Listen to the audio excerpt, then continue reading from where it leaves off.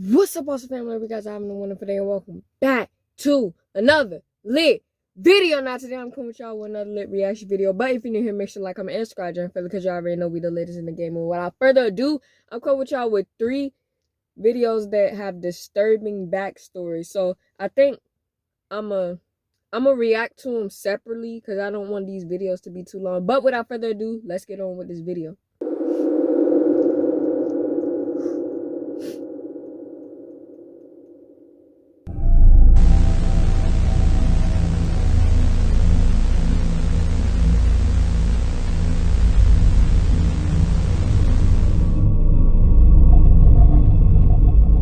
I already read that in my last video.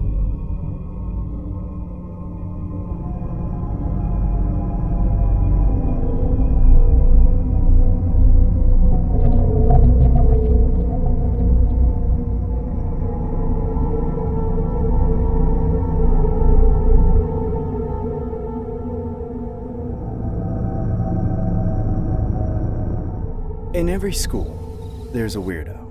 And I don't mean those kids who just Whoa! Oh my god! These animations is weird. Oh my god! No! dress weird or have uncommon interests. I'm friends with those kinds of people. And they're cool. The kind of person I'm talking about is in another realm entirely. Those maladjusted freaks with hard, empty eyes who don't get along with anybody. Who just sit motionless day in and day out. The breed of blossoming psychopaths that gives you chills you can't explain. These days, from what I can gather from my little brother's current high school experience, those kids are a well-known threat. He looked like he about to eat him. But just 10 years ago, when I was a freshman in high school, there hadn't been quite as many school massacres, and we just had no idea what kind of vicious animals we were dealing with. My little brother says it's an unspoken rule to not mess with the quiet kid. They leave them be, as in, don't poke the bear. Unfortunately, my generation didn't have quite the same experience. We would make fun of those kids a lot, and not just behind their back, but to their face. He said we. That means he was doing it too. Oh, Too. We mimicked their weird looks and strange mannerisms and made them the laughingstock of the whole class. And in the end, somebody paid the price for it. And to make matters worse, that person surely deserved it the least. I remember my first half of my freshman year rather fondly. Things were innocent back then. I enjoyed my classes and teachers as much as could be expected. And I was slowly becoming part of a new friend group. The one exception to all these warm memories was a kid I'll just call Phil. We were in the same math class for 7th period. Aside from him, that was my favorite class. It was easy math at the end of the day with one of the school's best teachers. A young, pretty woman who went above and beyond to engage with students on our level, even having us get on computers from time to time. Everyone in the class was friendly with her, since she wasn't a huge stickler for the rules, but instead would go the way of being nice to keep us on task. Well, everyone except Phil. Phil wasn't friendly with anybody, and none of us were friendly to him. He spent most days in total silence, staring off into space, probably knowing that we'd tear into him no matter what he said. But one day, the nice teacher tried to get him to pay attention and participate by calling on him at random several times. Phil, could you tell the class the formula for a linear relationship? It's 1, 2, 3, 4, 5? Miss, I don't think Phil is very good with relationships. Even as I'm graduating.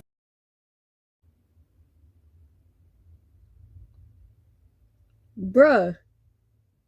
Oh, I thought that was somebody else. Look. But look. Do you see how y'all are built in the animation? Like, well, I know it's just the animation, but like, y'all have no room to be talking about him because he stuttered. And the never mind. Never College. My biggest regret in life is contributing to the mockery that tormented this kid on a daily basis. Not because I feel bad. You was a follower. A menace to society, a mistake, like just for him, but because I feel guilty for what he became because of it. Pipe down, everybody. There's no sense in being rude. I'm sure Phil knows the answer. It's probably just hard to think when people are making fun of you. You're right, miss. I'm sorry. Alright, Phil. I know you're a smart kid, so you should know this. What's the shape of a quadratic? I think Phil thought he was going to be off the hook after the first one, based on his reaction to the second question. He seemed to make no effort to speak an answer. Rather, it looked more like he was exerting every possible ounce of effort to contain himself from screaming and throwing some kind of tantrum. Phil, would you please stay after class? I know you're smart enough to know these things, but I also know you've been having a lot of trouble paying attention. I'd like to review some things one-on-one. For the rest of the class, Phil wouldn't take his eyes off the teacher. Every once in a while, I glanced over to see if he was still staring, and every time, Phil got a little scarier. I could see veins bulging out from his head.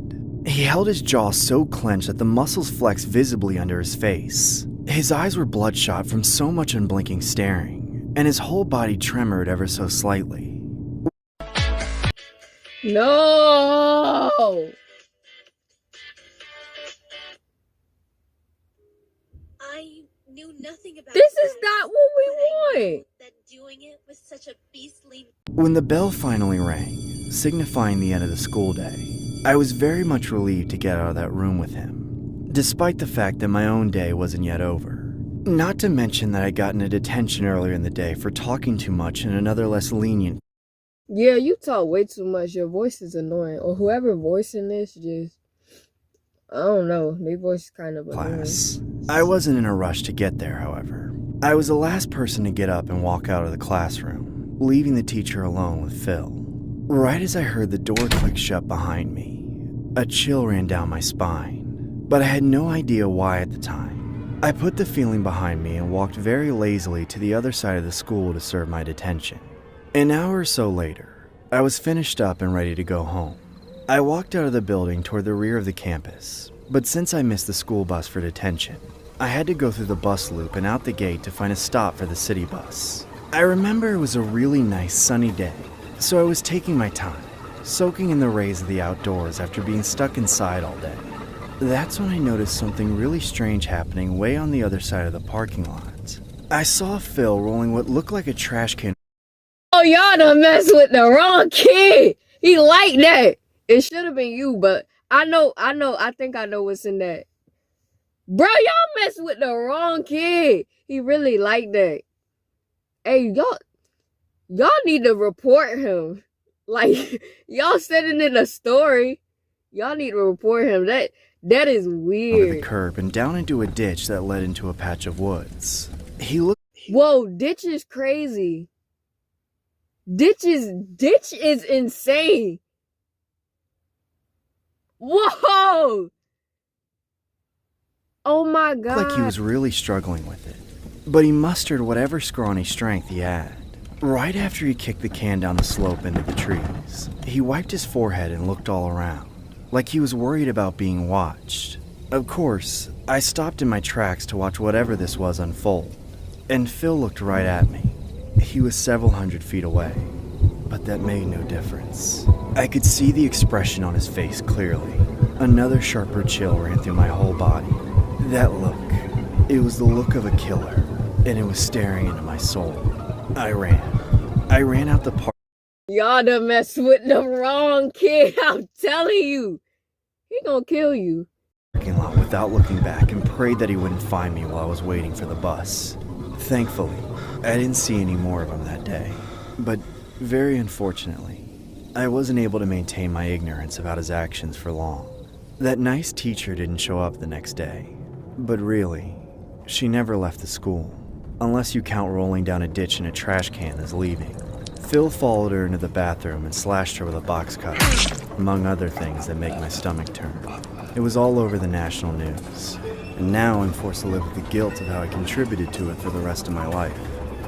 I see graphic testimony describing the moment Colleen Ritzer's body was found buried beneath a pile of leaves and debris. We also heard from a former student who was one of the last to see the young math teacher alive.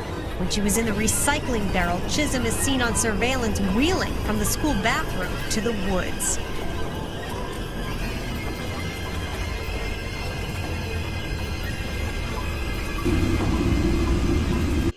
Y'all is wild. I ain't gonna lie, y'all pushing it. Y'all mess with the wrong kid. Oh my God.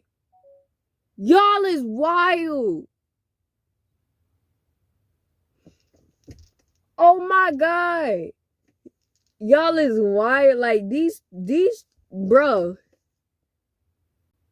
These kids is crazy because she gave you the attention. I mean, I could see if you would have like ran home or out the room or something. I'm not promoting it, but I'm just saying, like, killing somebody is wild. Box cutter is wild. That's wild. You know, like, he really gotta be insane.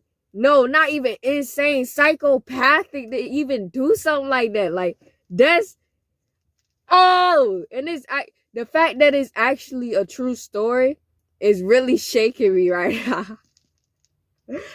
Bruh, if y'all enjoyed this video and y'all want more, make sure to drop a big fat like on this video. Make sure to comment and subscribe, join family, because y'all already know we the latest in the game. Without further ado, stay tuned for more of my videos because I'm about to do another reaction right now, right here. You know the vibe. But without further ado, yeah, just stay tuned for more of my videos.